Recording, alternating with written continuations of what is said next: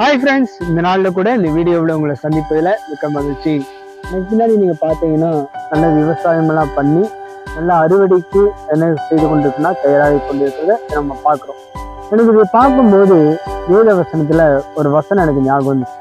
என்ன வசனம் அப்படின்னா, ஆதியாகமம் 26 வசனத்துல நம்ம வாசிக்கிறோம். ஈசாக்கு அந்த தேசத்துல விதைத்தான்.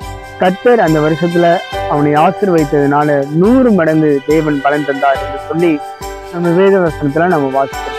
அருமையான தேவனுடைய பிள்ளைகளை, இன்றைக்கும் நம்மளுடைய வாழ்க்கையில நம்ம போட்ட ஒரு விதைக்கு எப்ப பலன் கிடைக்கும், எப்ப நம்மளுக்கு ஒரு ஆசீர்வாதம் வரும் என்று சொல்லி பல விதத்துல நம்ம யோசிச்சு கொண்டு நம்ம இருப்போம்.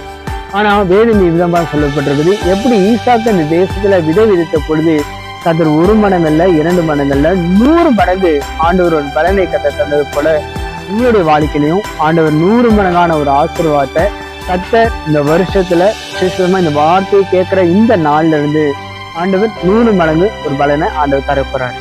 இத்தனை பேரு நீங்க விசுவாசிக்கிறீங்க. இந்த நாள்ல இருந்து ஆண்டவர் உங்களுடைய வாழ்க்கையில 1 மடங்கள்ல 2 மடங்கள்ல 100 மடங்கான ஒரு ஆசீர்வாதத்தை ஆண்டவருக்கு தரப்போறாரு. நல்ல இந்த மாதம் முழுவதும் சந்தோஷமா இருங்க. நல்ல ஒரு ஆசீர்வாதமான காரியங்களை உங்களுக்கு கர்த்தர் செய்ய போறாரு. கர்த்தர் இன்று முதல் உங்களை ஆசீர்வதிப்பார். நீங்கள் ஆசீர்வதிக்கப்பட்டவர்கள்.